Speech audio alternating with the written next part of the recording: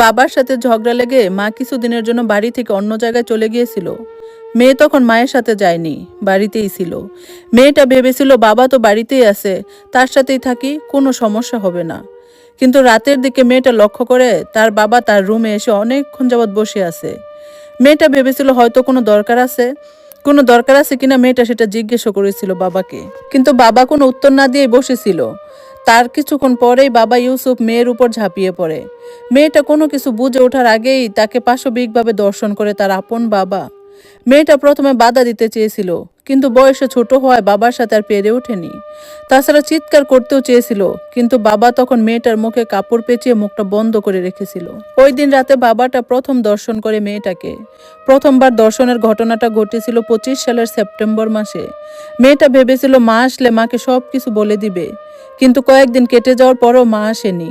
এজন্য মেয়েটা ভেবেছিল পাশের বাসার চাচিকে সব কিছু বলবে, কিন্তু নিজের বাবার সাথে এমন ঘটনা লজ্জায় বলতে পারেনি। তাছাড়া বাবা তাকে হুমকিও দিয়েছিল। এভাবে মা যতদিন আসেনি ততদিন রাতে অমানসিকভাবে নিজের মেয়েটাকে দর্শন করতে থাকে বাবা ইউসুফ। এর কিছুদিন পরে মা বাড়িতে আসে। বাবা ইউসুফ বুঝে যায় যে মেয়ে এবার মাকে সব কিছু বলে দিবে, তাই সে দিনের বেলা মেয়েকে নিজের রুমে ডেকে বলে, তোর মাকে যদি কিছু বলিস তাইলে তোরে কাইটটা টুকরা টুকরা করে নদীতে ভাসাইয়া দিমু, তোর মারও ভাসাই দিমু। মেয়েটা লজ্জা এবং ভয়ে মাকেও কিছু জানাতে পারে না। মা বাড়িতে আসার পরেও মেয়েটাকে দর্শন করত বাবা ইউসুফ। ঘর খালি পেলেই অমানসিকভাবে নির্যাতন করত মেয়েটাকে। লাগাতার দর্শনের কারণে মেয়েটা যাতে গর্ভবতী না হয় সেজন্য জোর করে ঔষধও খাওয়াতো মেয়েটাকে। এভাবে এবছরের জানুয়ারি পর্যন্ত মেয়েটাকে দর্শন করে তার নিজের আপন বাবা। টানা দর্শনের কারণে ঔষধও কাজ হয় না, মেয়েটা গর্ভবতী হয়ে পড়ে। এভাবে আরো কিছুদিন চলার পরে মেয়েটার পেট বাড়তে থাকে এবং গর্ভধারণের লক্ষণ মা তাসলিমা বুঝতে পারে। মা তখন জানতে চায় এবং মেয়েটা নিজে থেকে পুরো ঘটনা মাকে বলে দেয়, এবং সাথে মেয়েটা মাকে এটাও বলে দেয় সে যে মাকে এটা জানিয়েছে সেটা যাতে বাবাকে না জানায়। মেয়েটার মনে তখনও ভয় ছিল, বাবা জানতে পারলে তাদের মা মেয়ে দুজনকে কেটে নদীতে ভাসিয়ে দেবে। মেয়েটা তখন 7 মাসের প্রেগনেন্ট। বাবা ইউসুফ যখন বুঝতে পারে মেয়েটা মাকে সব কিছু বলে দিয়েছে, তখন সে তার স্ত্রীকে জোরাজুরি করতে থাকে মেয়েটার পেটের বাচ্চাটা নষ্ট করার জন্য। মা তখন রাগারাগি করে বাবাটার সাথে। তখন বাবাটা চুপ থাকার জন্য তার স্ত্রীকে হুমকি দেয়, তাকে নিয়ে সংসার করবে না, তালাক দিয়ে দিবে, এইসব কথা বলে। তাছাড়া কেউ যাতে কিছু জানতে না পারে সে ব্যবস্থাও করবে বাবাটা, এইসব ধরনের কথা বলে। পরিচিত এক মহিলার মাধ্যমে নিজের মেয়ের অপারেশন করায়। তারপরে গর্ভের 7 মাসের বাচ্চাটাকে ফেলে দিয়ে আসে নর্দমার ড্রেনে। এত কিছু করার পর কয়েকটা দিন এভাবে কেটে যায়। বাবাটা ভেবেছিল সব কিছু ধামাচাপা দিতে পেরেছে সে, কিন্তু এত ছোট মেয়ের অপারেশন করানোর কারণে মেয়েটার পেটে প্রচন্ড ব্যথা শুরু হয়। তাই বাধ্য হয়ে মেয়েটাকে নিয়ে আসতে হয় উপজেলা হাসপাতালে। বাবাটা ডাক্তারের কাছে সব কিছু লুকিয়েছে, পেট ব্যথার সঠিক কারণটা জানায়নি। পরে ডাক্তাররা পরীক্ষা নিরীক্ষা করার পর বুঝতে পারে মেয়েটার অপারেশন হয়েছে, সেই কারণে পেটে প্রচন্ড ব্যথা হচ্ছে। পরে ডাক্তারদের ভরসায় মেয়েটা পুরো ঘটনা তাদের কাছে শেয়ার করে।